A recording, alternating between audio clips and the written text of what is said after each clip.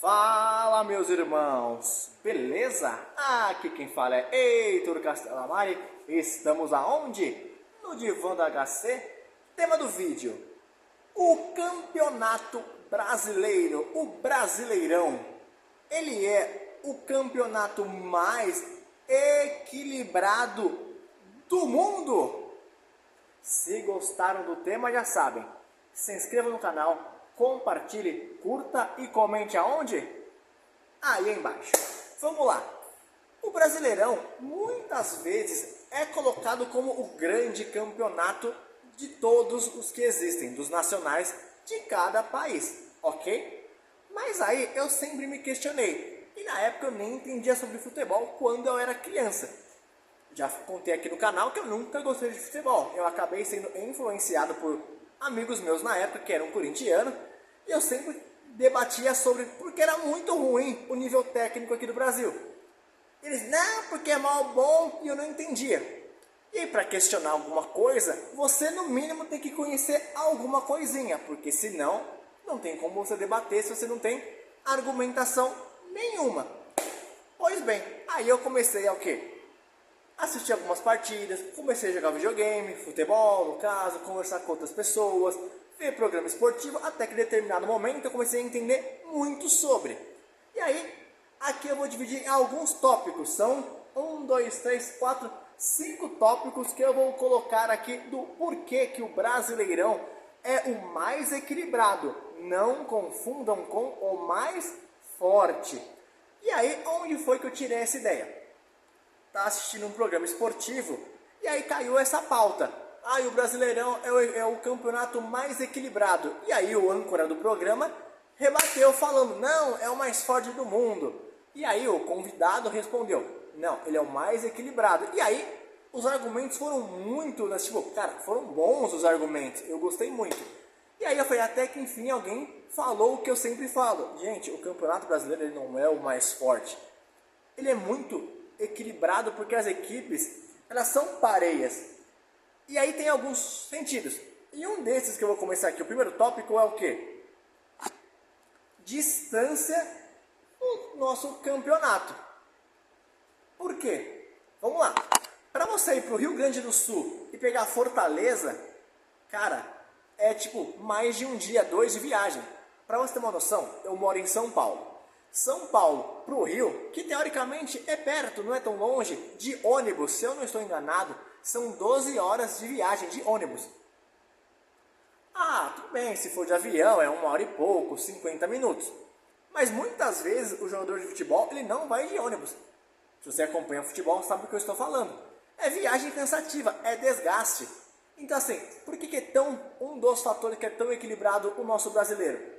Porque tem um desgaste muito grande. O cara sai lá de Porto Alegre, lá do sul, e lá pra Bahia, lá pra Fortaleza. Cara, lá é que agora o Cuiabá caiu de divisão. Mas lá pra Cuiabá fica onde?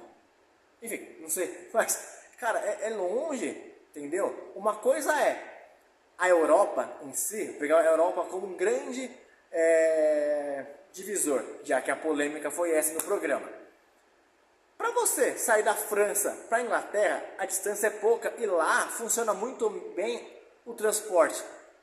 Aqui no Brasil, funciona também, não é ruim, tá? O nosso transporte público, principalmente o metrô, é muito bom. Aqui em São Paulo, não posso falar de todos os estados porque eu nunca viajei, então não sei. Mas assim, cara, funciona bem. A questão é que não vai vir 20 jogadores, 30 atletas dentro do metrô. Vai num ônibus fechado, da equipe, da instituição. Pegar um exemplo aqui, Corinthians, ou São Paulo, ou Palmeiras, ou Flamengo. E aí, vai lá a comissão, vai massagista, preparador físico, os atletas, o técnico, mais outras coisinhas lá que agora posso ter esquecido. Mas é um desgaste. Então vamos supor, o Corinthians sai de Itaquera para jogar no Rio de Janeiro, tá bom? Como eu falei, 12 horas de viagem de ônibus. Beleza. O motorista tem que parar também. Ou vai um outro motorista que depois vai trocar e dirigindo, porque é cansativo, 12 horas dirigindo, gente, é pauleira, é puxado. E aí, beleza. O cara tá lá na cadeira, mas, cara, é cansativo estar aqui sentado, sabe? A perna começa a doer, as costas. começa a ficar maçante. E para e pensa que a vida do atleta, não estou falando que é ruim, tá? Não confunda, os caras ganham ótimos salários, principalmente da Série A, tá bom? Mas assim, imagina 12 horas, só assim, cara, ainda falta uma hora, quer dizer, saímos, só faz uma hora, falta mais 11 horas de viagem, aí o cara dorme, bota o fone aqui, escuta uma música, pega o celular, assiste uma série, um filme, e aí faltam ainda 10 horas de viagem. Você fala, porra, 10 horas de viagem? Então isso faz com que fique mais competitivo. E aí por que seria um dos fatores, o primeiro tópico que eu coloquei. A outra equipe tá lá de boa, esperando a equipe adversária chegar. Eu tô treinando, faço um coletivo, faço um descansativo, faço um treino de musculação, um treino dentro da piscina, um treino reduzido. E a outra equipe está viajando, cara, até chegar aqui, para no outro dia, dependendo de como for o calendário, que aqui a gente sabe que é super apertado, cara, não tem como. E como eu falei de calendário, é o nosso segundo tópico. Calendário, gente, o calendário do Brasil é uma bagunça porque são muitas competições. E eu não estou dizendo que lá fora não tenham várias competições. Vou pegar exemplo da Inglaterra, ou a Espanha, enfim, que é Copa do Rei, aí tem a taça de não sei o que lá, tem o campeonato inglês, tem a Champions League, pegando os principais, tá? Tem a Nations League, né? Nations League de clube de seleção. Mas enfim, falei errado.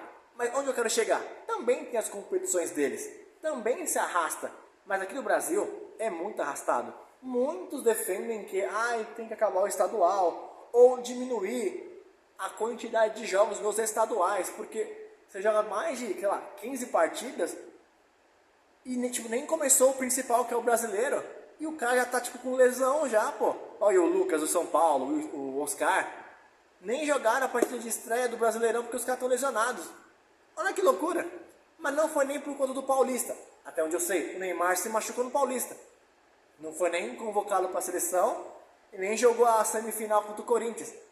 Então assim, é desgastante o nosso calendário. E mal começou o ano, hein? Começou o Brasileiro ontem, que foi domingo. E aí o que acontece? Vai ter, dependendo da equipe, Libertadores, Copa do Brasil, Brasileirão. E Brasileirão vai até dia 11 ou dia 12 de dezembro, cara.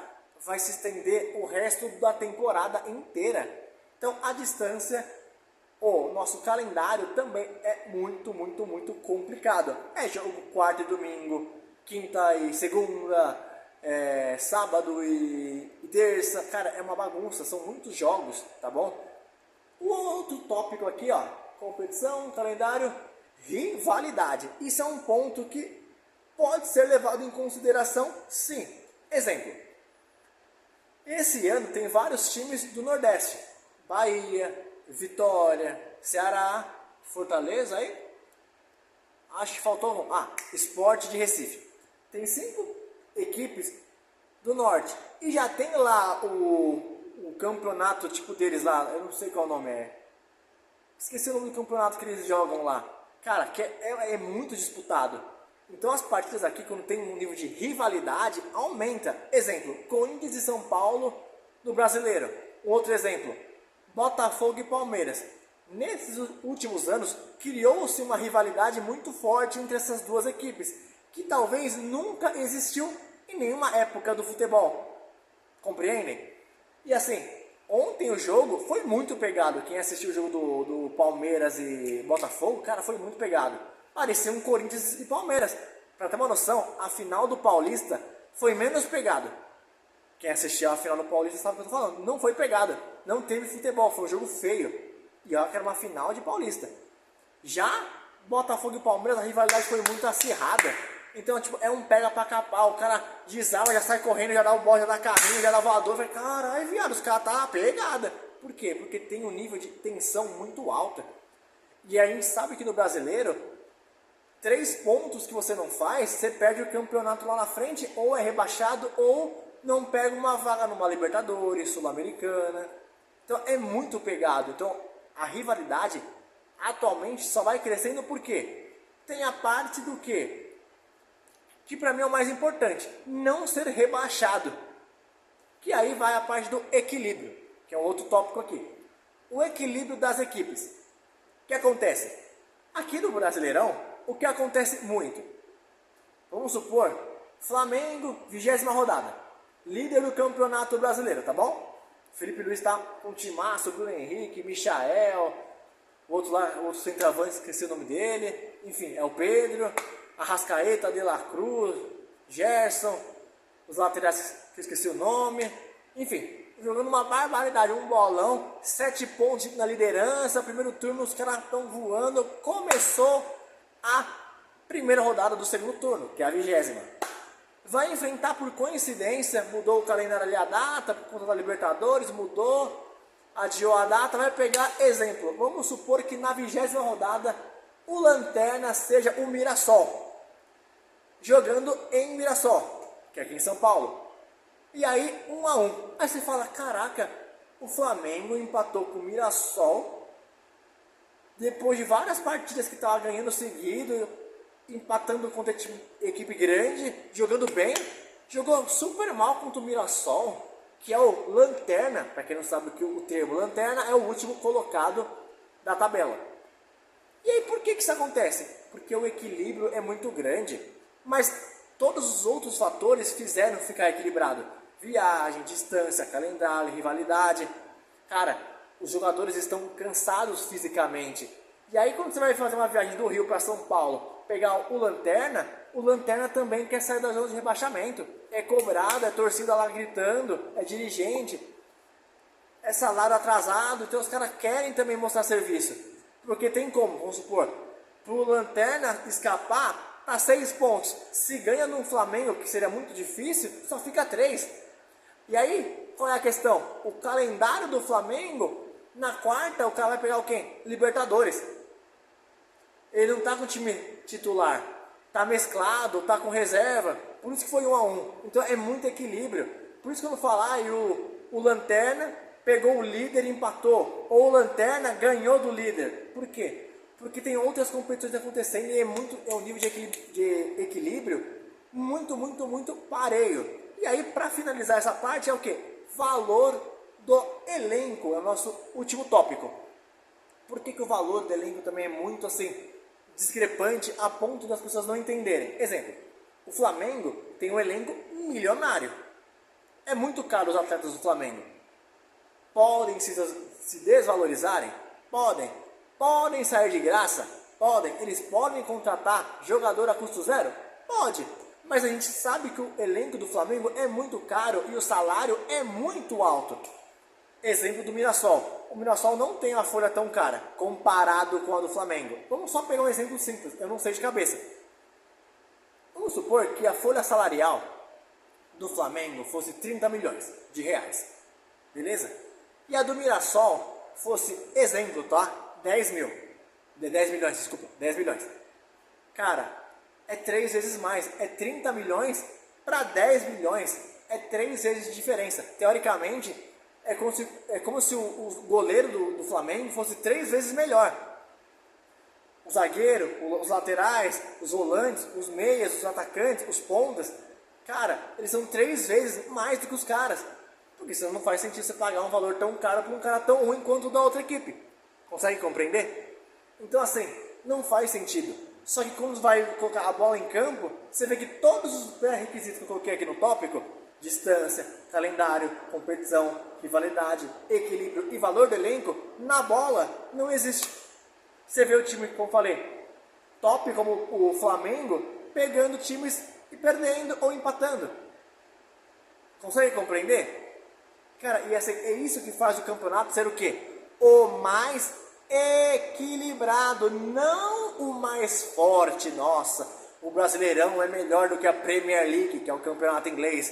Nossa, ele é melhor do que o campeonato espanhol. E aí a cereja do bolo aqui, que é um tópico que não estava aqui, mas é um tópico extra, que é muito importante levar em conta. Por que o brasileiro é tão competitivo? Ou tão equilibrado? Porque diferente das outras competições fora do país, lá na Espanha, Real Madrid e Barcelona e o Atlético de Madrid bem por fora. Não tem a grana das outras duas equipes. E nem tem elenco tão estrelado. Quem acompanha futebol sabe o que eu estou falando. Você vai lá na Alemanha, na Bundesliga, Bayern de Munique e Borussia. Agora o Leverkusen está numa alta, está jogando bem. Mas assim, só tem o Bayern na Alemanha. De 10 títulos, o Bayern vai ganhar, sei lá, 8 e vai perder 2. Um campeonato que é um pouco mais equilibrado. A Inglaterra tem Arsenal, Liverpool, Chelsea, Tottenham, Manchester United, Manchester City. Você encontrar os outros que são meio de tabela. Aston Villa, sei lá, Leicester, sei lá, Southampton, Wolves, que é meio de tabela, mas dá briga, dá pau, dá confronto.